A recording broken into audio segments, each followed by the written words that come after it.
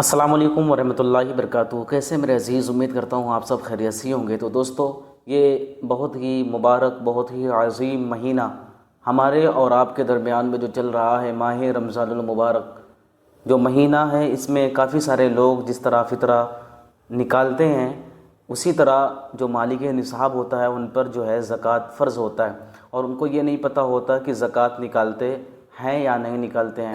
میں ان کو یہ بتانا چاہتا ہوں کہ زکوٰۃ نکالنا بھی ہر مومن مسلمان بھائی پر فرض ہے۔ تو دوستو، حضور حبیب عطاری صاحب کی وائس میں آپ لوگ اس ویڈیو کو سنیں، اور جو مالک نصاب ہے وہ زکوٰۃ دے، اور جو مالک نصاب نہیں ہے اس پر یہ فرض نہیں ہے۔ سنیں اس ویڈیو کو۔ اسلام کے 5 پلر ہیں نا، نماز، روزہ، حج، زکوٰۃ اور کلمہ توحید۔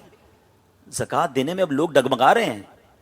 اچھا، ہوا کیا ہے، جب تک سینکڑوں، ہزاروں یا لاکھوں میں زکوٰۃ تھی نا، لوگ دے رہے تھے۔ اب امتحان جب شروع ہوا، جب زکوٰۃ کروڑوں میں ہو گئی ہے، ہوئے ہوئے ہوئے اتنی ساری زکوٰۃ، 10 کروڑ روپے زکوٰۃ۔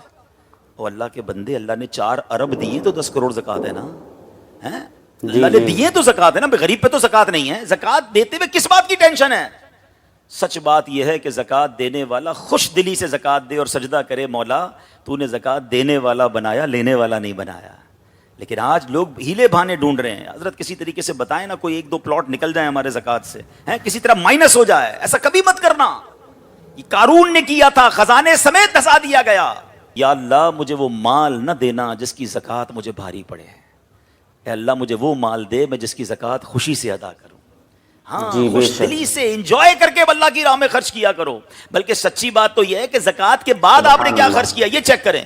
میں ایک بزنس مین کے پاس گیا، ماشاءاللہ کبھی کبھی آپ جیسے بزنس مین ہمیں سکھاتے ہیں باتیں۔ ہم زکوٰۃ پر بات کر رہے تھے، اس نے بڑی پیاری بات کہی، میرے تو دل میں لگ گئی۔ وہ کہتے ہیں، عبدالحبیب بھائی، میں نے زکوٰۃ دی تو کیا کمال کیا، یہ تو ڈیوٹی تھی مجھ پر، فرض تھا۔ میں تو کیلکولیٹ ہی جب شروع کرتا ہوں کہ 2.5% کے بعد اوپر میں نے اور کیا خرچ کیا اللہ کی راہ میں۔ بھائی زکوٰۃ تو اللہ کی طرف سے مجھ پر فرض تھا، یہ دینا ہی دینا تھا۔ بھائی غریب پر تو زکوٰۃ نہیں نا، اللہ نے مال دیا تو زکوٰۃ ہے۔ تو پلیز زکوٰۃ بھی دیں، اس کے علاوہ بھی خرچ کریں، اور یہ نہ غم لائیں دل میں کہ کم ہو جائے گا۔ یہ شیطان ہمیشہ سے، قارون کے زمانے سے وسوسے ڈال رہا ہے، آج بھی ڈال رہا ہے۔ یار یہ مولوی صاحب کہہ تو رہے ہیں میری زکوٰۃ کتنی بنتی، ان کو کیا پتا اتنے لاکھ اتنے کروڑ زکوٰۃ کدھر سے نکالوں گا، کم ہو جائیں گے پیسے۔ میں آپ کو اپنی بات نہیں کرتا، جس نبی کا آپ نے کلمہ پڑھا ہے نا، ان کی حدیث سناتا ہوں۔ اللہ کے حبیب علیہ الصلوۃ والسلام فرماتے ہیں، میں قسم کھا کر کہتا ہوں، اللہ کی راہ میں خرچ کرنے سے مال کم نہیں ہوگا۔ اب یا تو نبی کی بات پر یقین کر لو یا شیطان کی بات پر کر لو۔ اچھا، لاجیکلی اس کو پروف بھی کر دیتا ہوں۔ یہاں جتنے ایسے بھائی بیٹھے ہیں نا جو پوری زکوٰۃ دیتے ہیں اور چیریٹی کرتے رہتے ہیں، ان کا چیک کر لیں، ہر سال ان کی زکوٰۃ بڑھ رہی ہے، ہر سال ان کی ویلتھ بڑھ رہی ہے۔ کیسے بڑھ رہی ہے بھائی، وہ تو دے رہے ہیں، کم ہو رہی ہے۔ تو ایک جملہ سن لو، ایک میرا اور آپ کا دنیا کا کیلکولیٹر ہے جو بتاتا ہے کہ کروڑ میں سے 2.5 لاکھ دیے، 97.5 لاکھ رہ گئے، اور ایک میرے اللہ کی رحمت کا کیلکولیٹر ہے کہ جو ملٹیپلائی کر رہا ہے، وہ دنیا میں بھی ملٹیپلائی کر کے دے گا، آخرت کے خزانے تو الگ جمع ہیں۔